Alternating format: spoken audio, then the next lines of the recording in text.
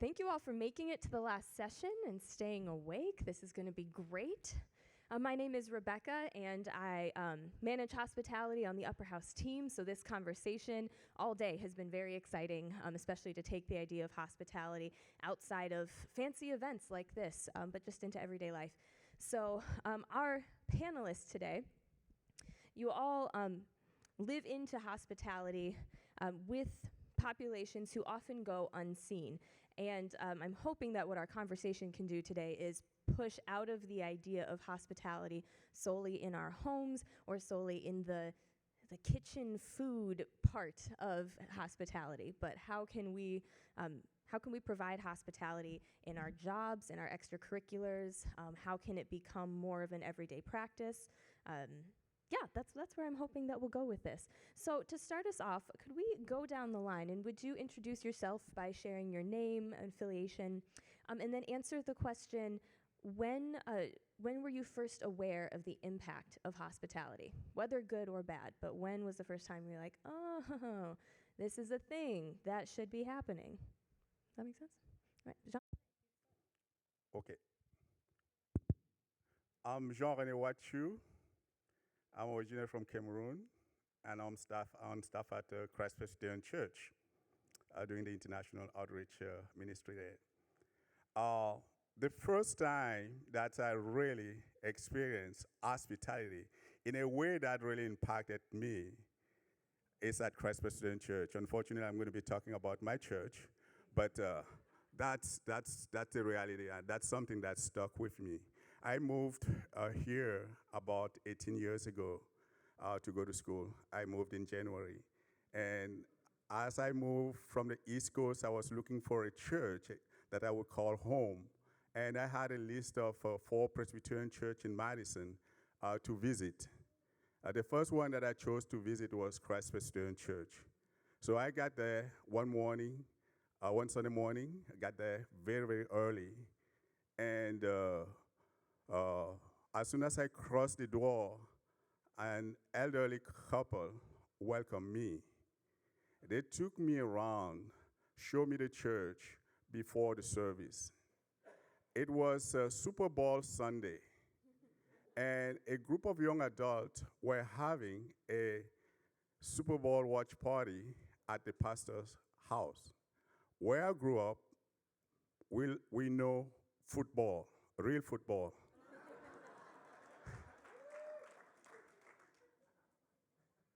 So I was invited to that Super Bowl party, football, something that I don't quite understand, but I was happy to be invited.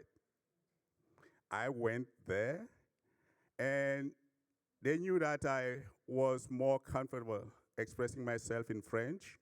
They made sure that there were people I was surrounded with people who spoke French and who can help me understand what was going on the field, trying to explain the rules to me. And from there, I really felt welcome. It's a church. It's a church that is mostly white. There's not a lot of minority there. When I get there was not a lot of people who looked like me. But from that first interaction, where I was invited, where I have the feeling that people saw me from the time that I crossed the door of that church. I really felt at home. And I never visited the other 3 churches. And so I became. Hi, my name is Tia Sierra, and I'm the principal of Lighthouse Christian School. I founded the school in 2004, but my story actually goes back to my own school experience. I was born and raised here in Madison, and I attended private school here in Madison, and I was a special needs student. From the time I was very young, I had ADHD, and when I got into school, I realized there's something wrong here. I was treated as the other. I was the kid that was always in trouble. I was the kid that had to write 500 sentences because I will not climb under the table during reading time or whatever it was. Um, so I had a terrible school experience growing up and had no intention of going into education. At the time we started the school, I didn't have kids. I didn't know about kids. I didn't know if I even liked kids. But I remembered how bad my experience was. And when I started the school, I said to myself, I want to make sure every student is seen and heard. And when we started with 25 Hispanic students. And I realized these students haven't been seen or heard. And although they may have a different problem than what I had, the issue is still the same. They weren't given a chance. They weren't seen as valuable in the school system. And I knew I had to make a difference. I had to change that system. And so that is what the purpose of our school is, to make sure that every student is valued and heard, that every family is supported in their journey of education, and to make sure that our students succeed the way that God would have them succeed with the right supports. Hello, everyone. So my name is Samuel Twum. It's spelled T, but it's pronounced C. Originally from Ghana in West Africa, but I'm the lead pastor of Living Springs International Church right here in Madison. It's a church, multicultural church that serves about 14 to 16 different countries. My first time experiencing hospitality probably go way back when I was growing up as a child. My father had always told us that you don't need to have a lot to do good. So every day I realized that there were people who doesn't come from my home, but they are in my home. And so every weekend, my father would call it Men's Day in the house. So the men would my father and myself and my brother would be doing the cooking and doing everything with the intent to have the neighborhood kids come home and eat. And so it became part of our life to today, where even in the church, my home is always filled with people. Tia, you started to hit on this, and so I would like to hear from all of you related to your workplaces are really where you're extending a lot of your hospitality on a daily basis. Could you share with us who you are serving in your hospitality, and then to connect us to our theme for this Kingdom Justice Summit, which is hospitality as a form of justice. What area of injustice are you trying to address in the hospitality you're providing? Does that make sense? Well, Sam, why don't we start with you, and we'll go down the line. So I serve my church. The church that I serve is, as already said, different countries, and a lot of them are mostly international students. And so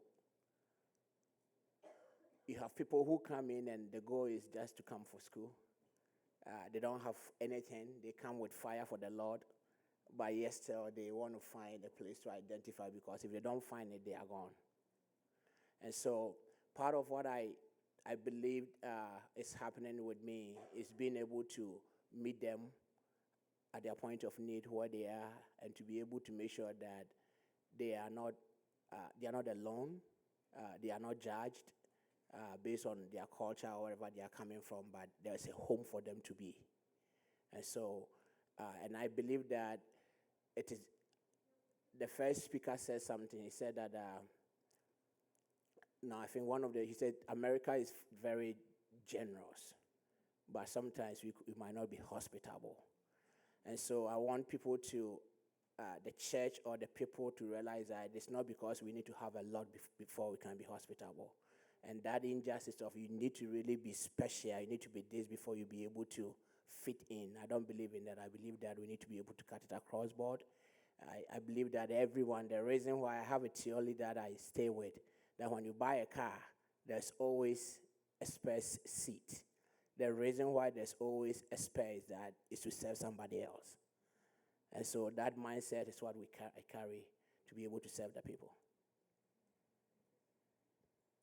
Yes, so as I said, I'm a principal. Our school population is about 60% Latino, 30% African American, and then the last 10% is a mixture. So we did not realize when we started the school that the achievement gap in Madison between Black and brown students and white students is the highest in the nation. I saw it in the classroom, but I didn't realize it was a real thing. And so we realized very early on that we needed to create a space where students of color would achieve just as highly as their counterparts in the city. And that's what we're here to do. We're here to bridge that gap and give them the skills they need to be college ready and help them overcome what some people might think are challenges. We see them as gifts. And we call our students to leadership early on, and we let them know through the Word of God that they can change the world, that they can have an impact, and they're important and valuable, and they have a space in this world to make a difference as well. And so that is mainly what we do. Was that the only question? Yeah, okay. So you got it. Thank you. So for me, Christ Presbyterian Church decided about 15 years ago to reach out in a new direction because they realized that church is not only within the walls, it's beyond also. It's every day. And all the people that we meet, people that we encounter, need our love, need God's love. So reaching out in a new direction, we realized that there was a certain category of people who might sometimes feel okay, you look at them, they look good and think, but inside, they're missing that extended, warm hand. They're missing that welcome and hospitality. And those are people that God has brought onto our doorsteps from other countries who come here and sometimes feel so lonely. And they leave that loneliness sometimes only in the inner space or in their home, in their rooms. So we said, yeah, we're going to carry out that love of Christ towards internationals, immigrants who live in our community. So we started this international outreach ministry that welcome and assist our brothers and sisters from other countries who live here, who may not feel like they fit in. And one of the things that we realized was that international students, immigrants, sometimes struggle with even the very thing that keeps them here, a visa status. And there was no community immigration base here in Madison. So we decided that, yes, we have to address that. And how do we address that? Is to bring people who can serve that category of the population so that they will feel also part of us. So we created what we call the Community Immigration Law Center in 2009 that served many, many people, helping them to navigate the complex immigration system here. But it's not just the fact that we are helping them with the immigration issues, but it's also that extension of love, that extension of care. It's also that message that, yes, you are part of our community, and you matter. We value you. And it differs from the kind of perception that some people have about immigrants, about immigration in general in our society, in our community. So that's one aspect that we emphasize on. The other aspect was with our international students who live here. They need also that hospitality. They leave families far away, thousands of miles away.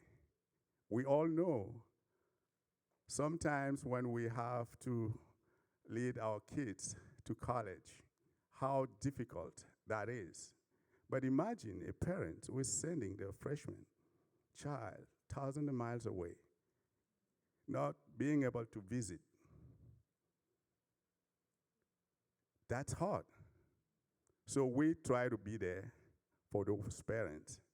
And we start with programs like airport pickup, where we pick them up from the airport and bring them to the dorm and help them to navigate the system. From there, that's a point of contact for friendship, for connection, and also reassuring the parents that there will be someone there to take care of my child. So that's what I can say for now. And we have other programs that achieve the same goal. Yeah, it's compelling that you are not just meeting a current need or even a past need of you're lonely, let's give you family. You're confused, let's help you with the system. But it's also setting them up well to move forward, right? It's setting them up for after school. This is going to give you more success. And I've often heard hospitality referred to as meeting multiple needs at once. So yes, there's a physical need, there's a spiritual need, there's a social need. How can we bring people up to a level of equal value so that they can go forward well? So that's, I'm very compelled by hearing that in your stories. This next question, I'll open it up for whoever would like to answer it first. Have you experienced hospitality actually moving the needle forward in justice? Right, so I don't naturally hear hospitality and think, oh yeah, justice, it's the same thing. That's what we've been talking about today. But we're making the argument that hospitality is going to be one of the means that we achieve justice. Is that more than a nice idea? Have we seen this work? What do you think?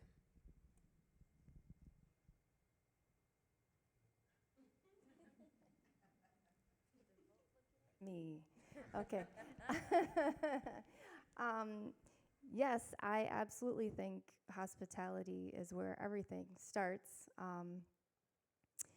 Running a school, I've realized the more I know, the less I know. I know nothing, actually. And that's a good thing. It's good to not know what you're doing, because then you have to rely on what the person is telling you that they need and want. And we've always run our school that way, that the parents are in charge. They need to tell us what they want for their children. They need to tell us what they need to help their family be successful. I don't have the answer. I'm a student of them. I'm a servant to them. And I think Jesus taught this very well, that he was there to find out the needs of the Samaritan woman. And he already knew her needs, but he asked her, what's your life about? Tell me more about your life. And as we saw in that story, Jesus changed the entire trajectory of her life just by being hospitable, by speaking to someone he wouldn't normally speak to, offering love and compassion for someone that it would have been, outlawed for him to do. And I find that we do that every day at the school, just by listening, just by hearing from the parents, and then not only hearing them, but then enacting the things that they want as part of the system. I don't create the system because I'm not the expert. They need to create the space that they feel loved and valued and cherished in. And so that's how I've seen hospitality work. One of the areas where I see that connection between hospitality and justice is one of the partnership that we run at Christ Presbyterian Church with a local school, Mendota Elementary School.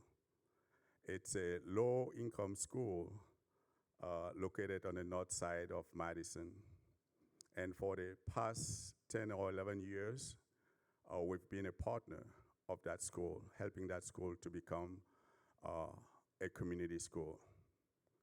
And what we do in that school address one of the injustice that we have in our system, the achievement gap between schools that have low resources or schools that have a high percentage of low-income families are usually different than schools that have more resources. So what we provide to the school is tutoring. It's also that time where some of these kids don't have or don't feel like they are connected with the rest of the society. And having people coming into the school and helping them with some of the things that they struggle in is so, it means a lot to them. It's not only that the time that, they spend together, learning to read, but it's also that over time, they get to know that person, they get to connect with that person, and eventually they get to strike a friendship. And it has, and what Christ Presbyterian Church has done is that we've seen a big issue there and try to address that. And it's something that may have even, future big consequences. For example, during the pandemic, kids have lost a lot in terms of learning. And that has been very, very obvious in schools like Mendota Elementary School. When our children go into third or fourth grade classes, many of them cannot read. And some of our children went in this year and realized that.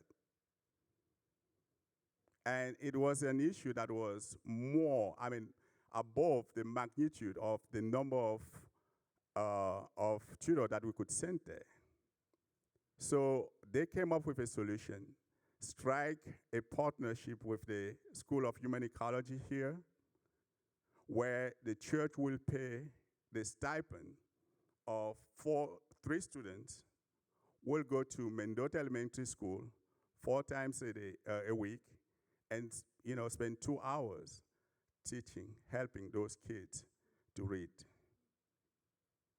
That address, a social issue because there's a strong connection between reading ability of 3rd grade and a rate of incarceration in our society.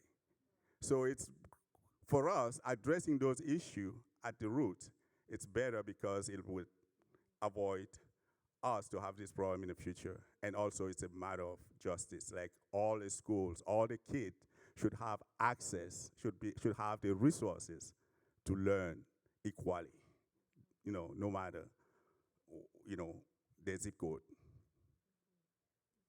So I think one of the things also is for Livingston, we've realized that, I remember when I first came to the States years back, my uncle told me that America is big, but if you're not careful, you'll not fit in. And at that time, I didn't really understand what he meant by that. Later on along the line, I realized that there are so many laws, so many rules, and ignorance is not an excuse when you are guilty of the law. And I believe part of us with Livingston, some of the things we are looking into or we try to focus on when it comes to seeing the hospitality moving the needle to make sure that I've seen a lot of changes, especially even after the pandemic. I've seen a lot of people getting involved and helping people out in different ways. But I believe that even in a church setting, if somebody there's a book that somebody wrote, that the Welcoming Church, and I believe it's about hospitality. If someone will stay there, it is about what you give unto them. This afternoon, I was talking with Pastor Twum about the Jesus Christ ministry. The Apostle Paul said to the Philippian church that we should have the attitude of Christ. And if we should have the attitude of Christ, he first said, before he said that we should also not think of ourselves, but we should think of others. So what are we thinking of when it comes to hospitality? How do I want to be treated? How much do I need? There's a lot of people in the system, especially these international students, as my brother is talking about, what I deal with. There are a lot of times, some of the college students, they come to school and even their apartment where they live, sometimes the lease is over before their school term. And they are looking for a place that they need just 1 month or 2 months to stay so that they can graduate.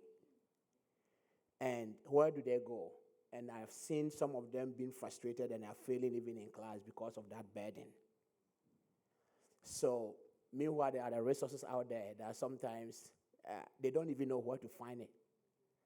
So, part of what I think we do is to be able to bring the knowledge out there and find out what the resources are. Today, I've been very blessed with this summit because one of the speakers said when he was talking about we pointing out where you can find the help, why the help is right with you.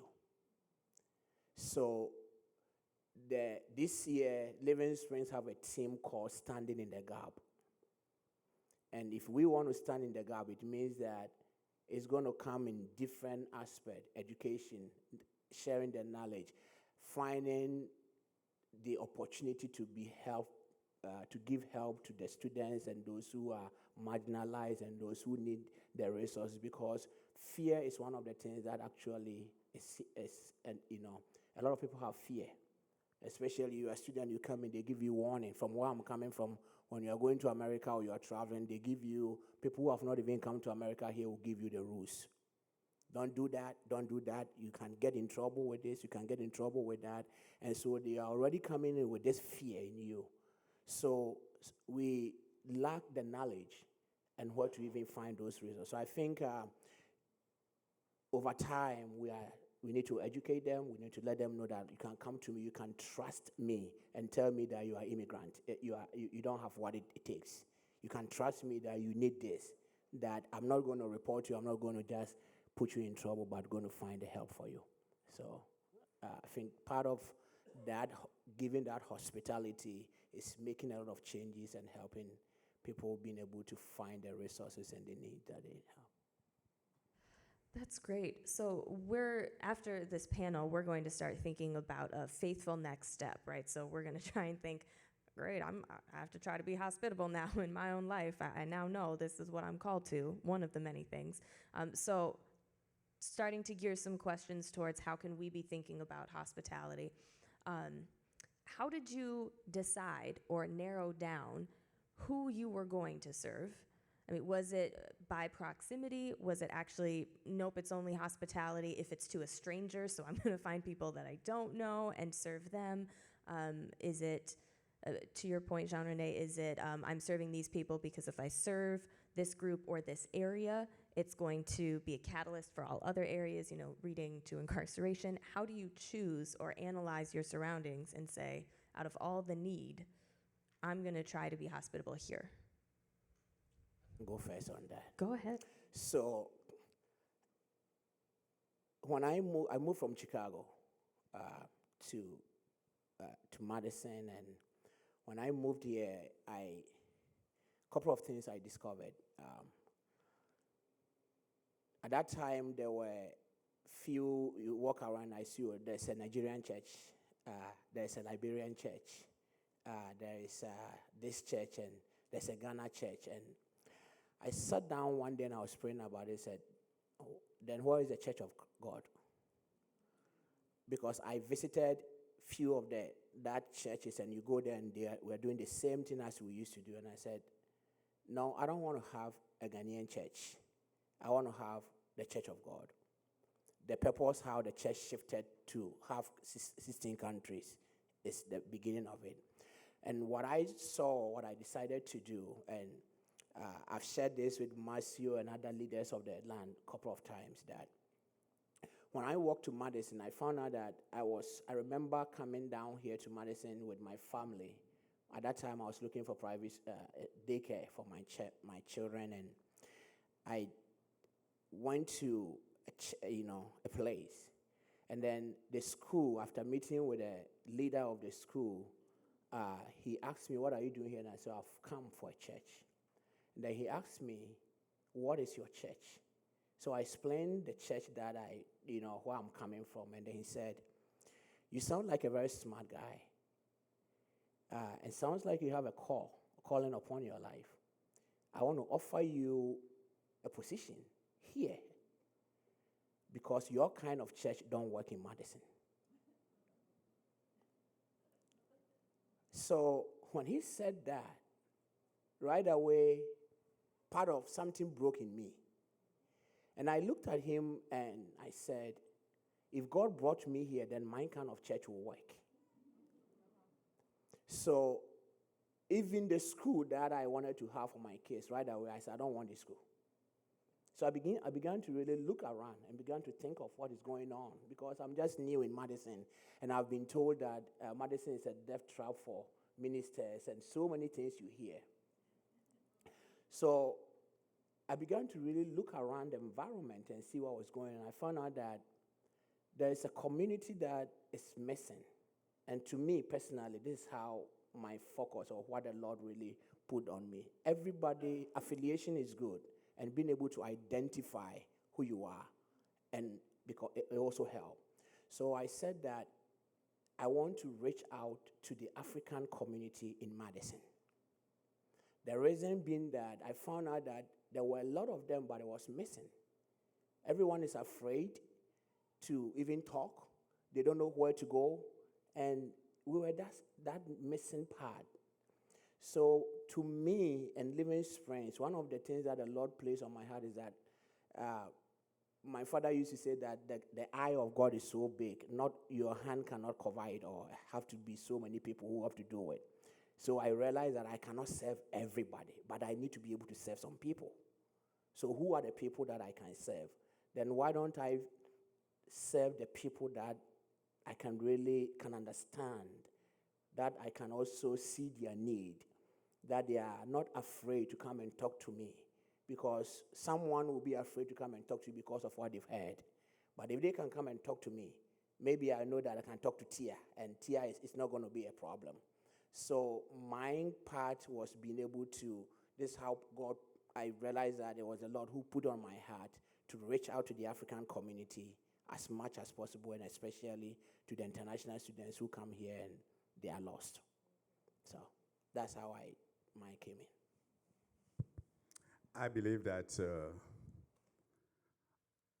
we are all we are all instruments in God's hands, and He uses us where He sees the needs.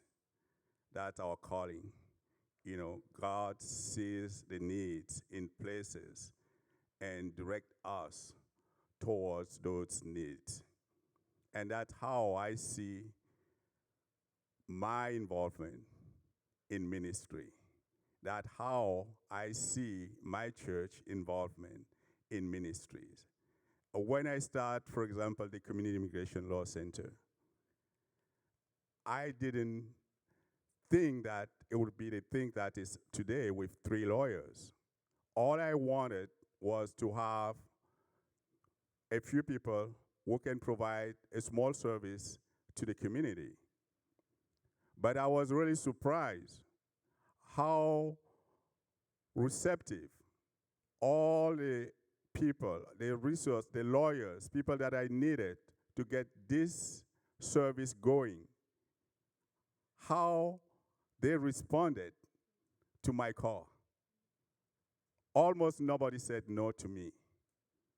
And I said, it's the invisible hand of God that was working behind the scene. And secondly, I think another factor that really get us into what we do, sometimes it's our own experience. Me, being an immigrant, seeing how complex it was to navigate the immigration system I thought that it was an area where we can do something so that more people would not have to go through that kind of challenges. And sometimes it's just God putting things on our ways. During the pandemic, they, there were long lines, in front of food pantries because people were struggling. And a neighbor in the Tenilapam neighborhood decided to put a small pantry on the sidewalk so that people can come and get things or can come and put things there for those in need. And then the city comes and say, this is a violation of code. You cannot have it there. But we have people who are hungry, who are starving, and we need it. And Christ Presbyterian Church say, yes, bring it here. We're going to build a fridge here, and we're going to put it there so that anyone who is hungry in our community can come and get something to eat there. And anyone who has more than they need, they can come and put the surplus there. And that community fridge has been feeding hundreds of people every week. Thoughts? Yeah, I would agree that I think God brings many needs past you every day. I don't think we have to go looking for it. I think that the Lord is looking for people ready to serve and ready to listen, and we just have to change our mindset and actually be attentive to the needs that actually are there. I didn't realize when I married a Latino that I would be brought into this system of understanding this achievement gap and not realizing, wow, what a big problem this is. So I think God brings you the problem. And if you're willing to look and listen, you can be hospitable right then and there. You can be in the grocery store and be walking past someone in need and smile at them, and that is being hospitable. There's just so many ways that the Lord is putting these opportunities in front of us every day, and I think it's just a matter of having the heart to follow that. Lord, I'm here to serve. Show me where I can serve today and who I can serve today. Thank you. A last question, just for time, going in the direction of encouragement or exhortation. Loving people, being hospitable, it does come at a cost. We're not talking about, wow, I'm going to be hospitable and it's just all flowers and sunshine and roses. It's not. And I think that can be a very big barrier for us to even start. All right, if we say yes once, do we need to say yes for the rest of our lives? I get tired. Where are the boundaries that I need to set up to keep doing this well? So could you give us encouragement, advice, exhortation on how to get into hospitality on a regular basis, acknowledging that there are costs, there are barriers, but how can we acknowledge those and still go toward this practice that is in fact biblical for us to do? Small things. So I think we need to be able to have an open mind sometimes when it comes to the way we judge people.